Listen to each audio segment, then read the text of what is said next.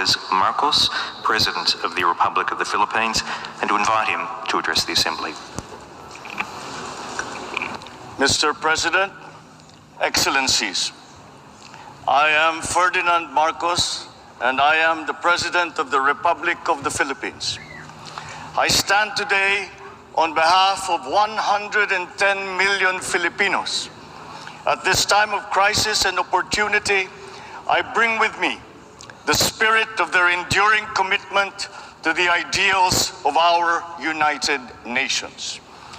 This commitment is reflected in our solid contributions to the cause of peace and of justice. By shepherding the Manila Declaration of 1982, we helped affirm that differences should only be resolved through peaceful means. By reinforcing the predictability and stability of international law, particularly the 1982 United Nations Convention on the Law of the Sea, we provided an example of how states should resolve their differences through reason and through right. These two contributions provide useful guidance for our time. For amidst challenging global tides, an important ballast stabilizes our common vessel. That is, our open, inclusive, and rules-based international order that is governed by international law and informed by the principles of equity and of justice. As I have underscored, the Philippines shall continue to be a friend to all and an enemy of none. This world order traces its roots to 77 years ago.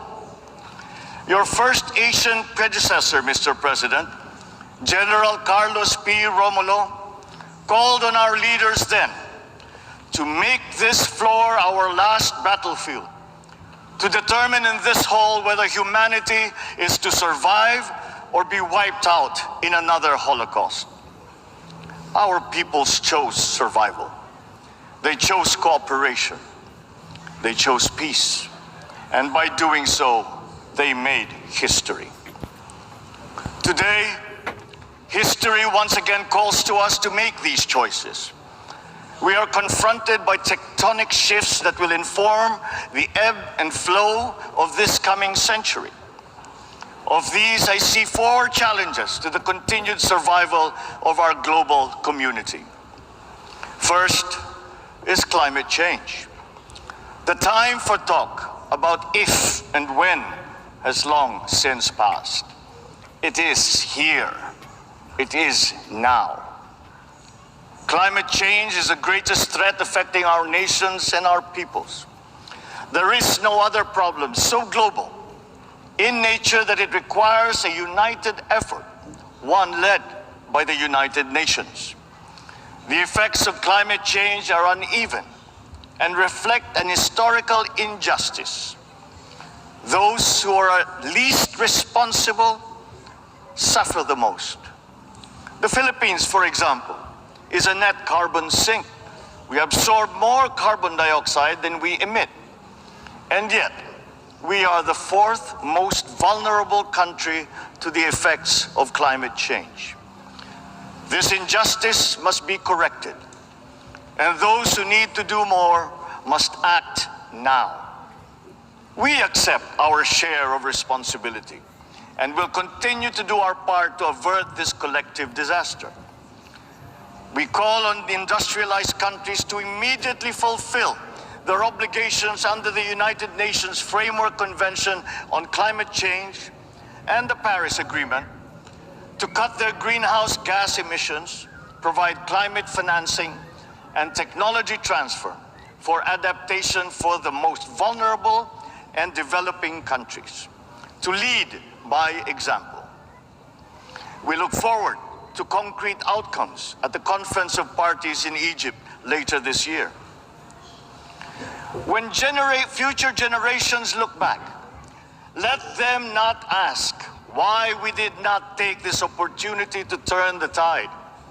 Why did we continue in our profligate ways until it was too late? This threat knows no borders, no social class, nor any geopolitical consideration. How we address it will be the true test of our time. Second, the development of advanced technologies is rapidly transforming human life and experience. We still barely understand how these transformations are unfolding and where they are leading.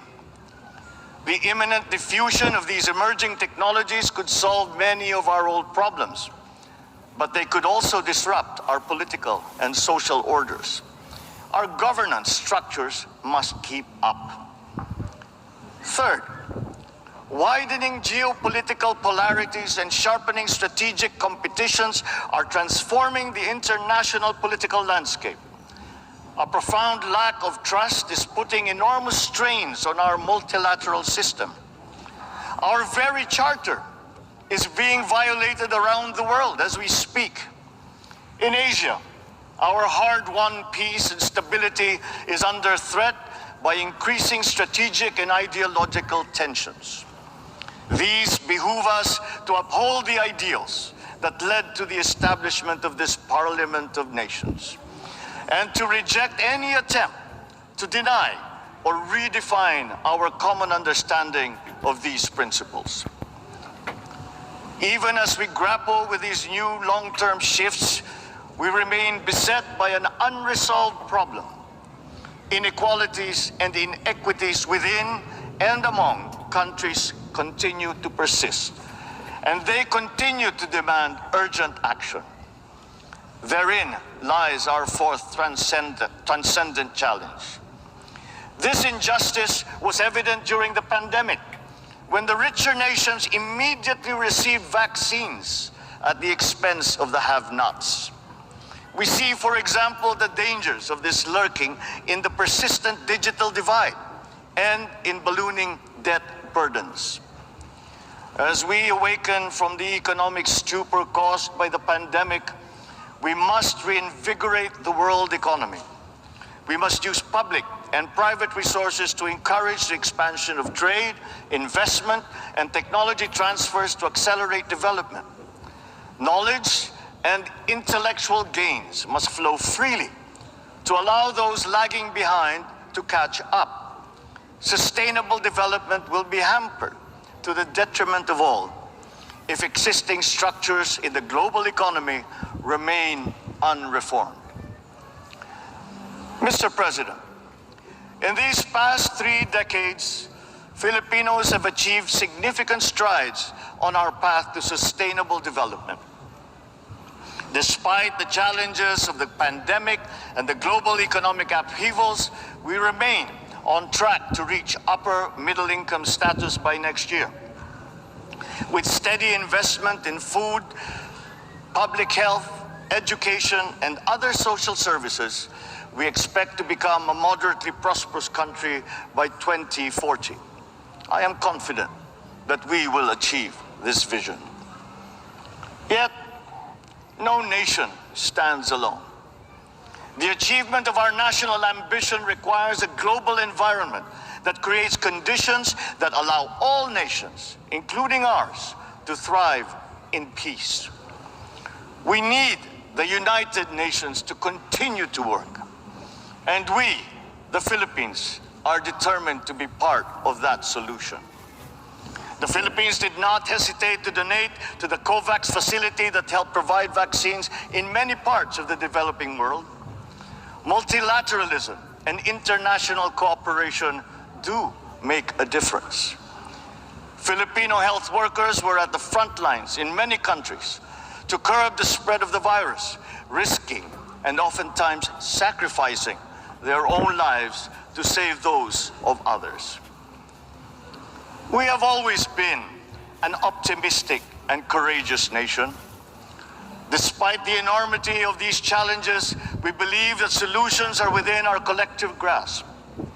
You, Mr. President, have already identified 3 tools that are at our disposal. First, solidarity. We need to reaffirm the wisdom of the founders of our United Nations. This means transcending our differences and committing to ending war, upholding justice, respecting human rights, and maintaining international peace and security. Nuclear weapons continue to pose an existential threat despite our efforts to build norms that resoundingly prohibit them.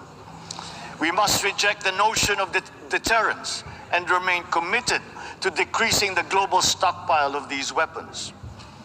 At the same time, we must also address the scourge of the proliferation of all weapons, be they small arms, light weapons, or improvised explosive devices.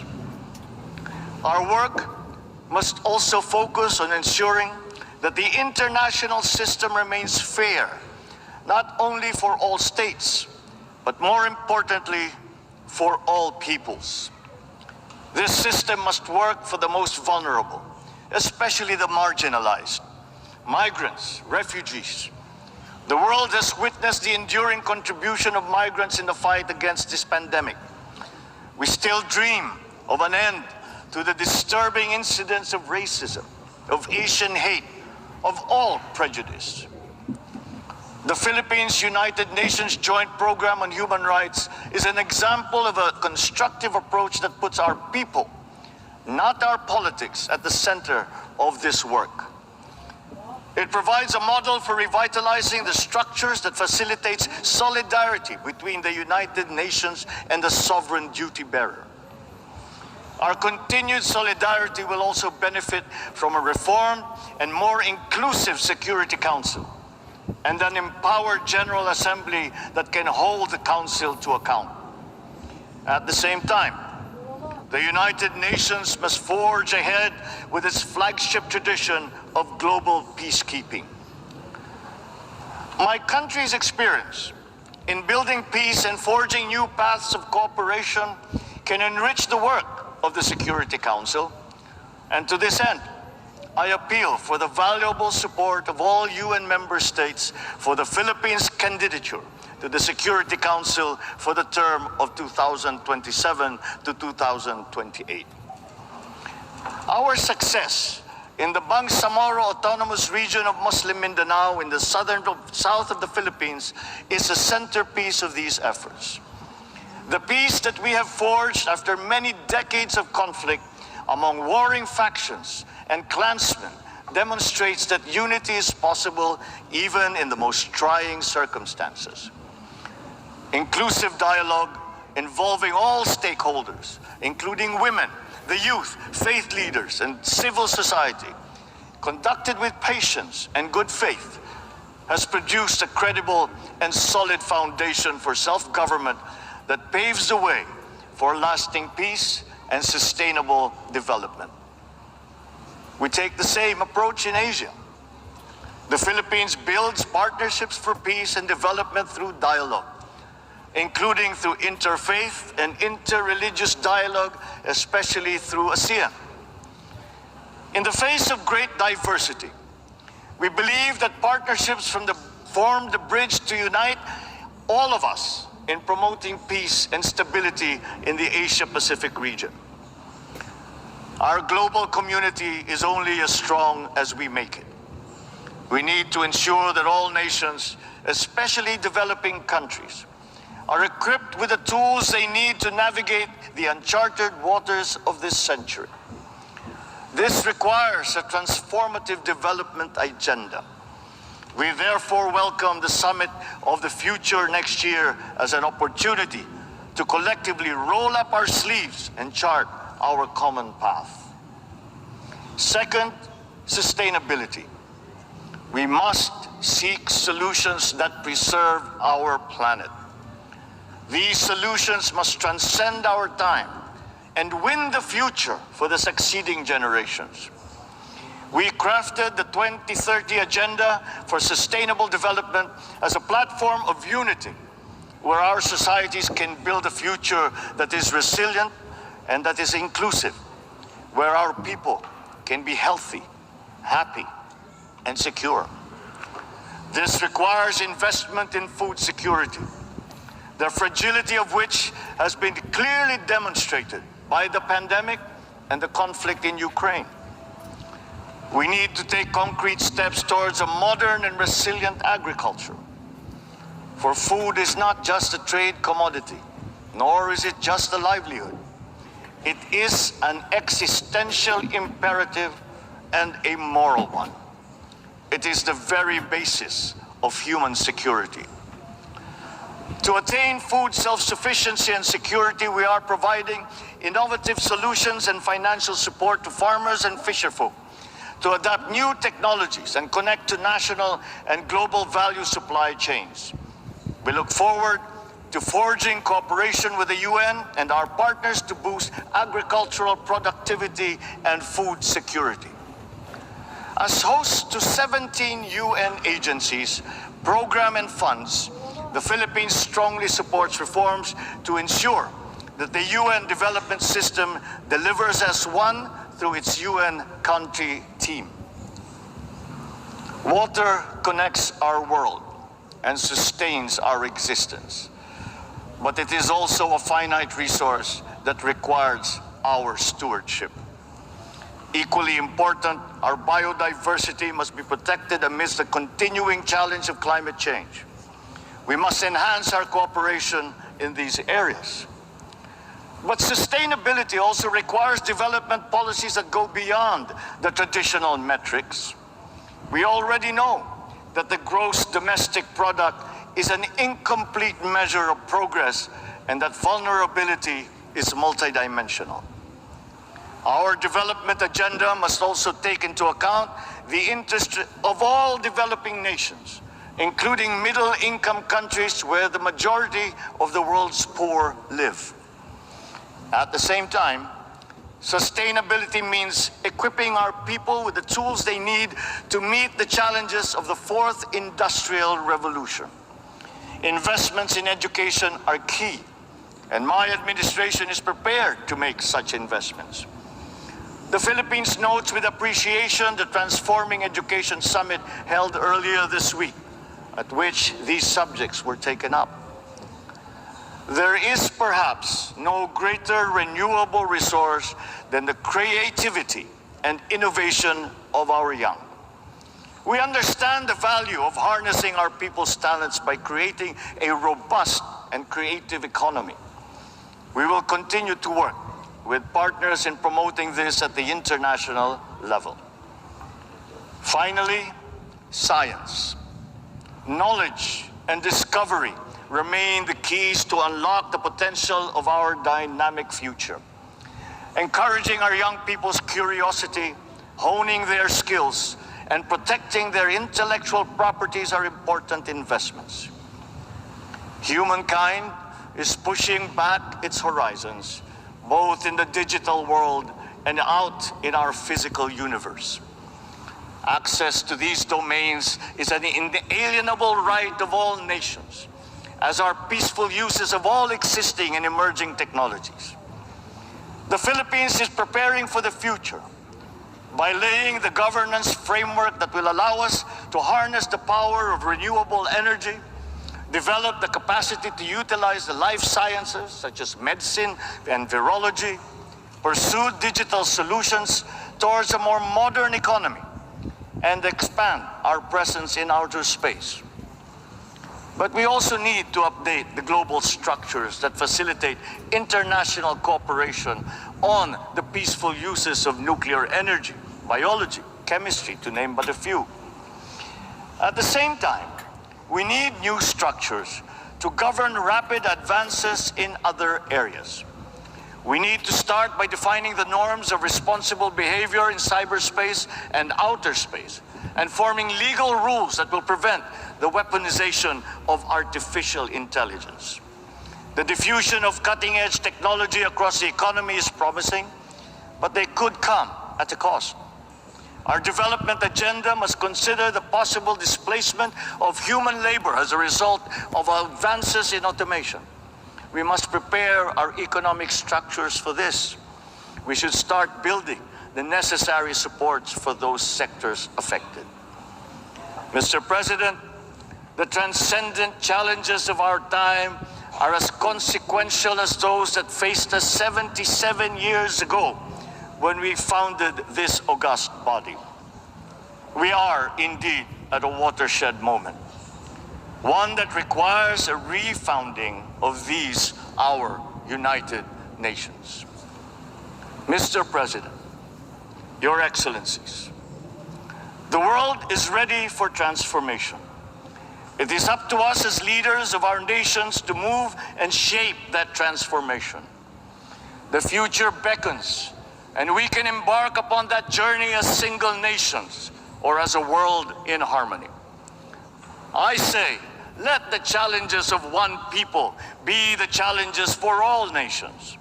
And in that way, the success of one will be a success for us all. The peoples of the world look to their leaders, to us, to make into reality these aspirations for our future. We must not fail them. And if we stand together, we will not fail them.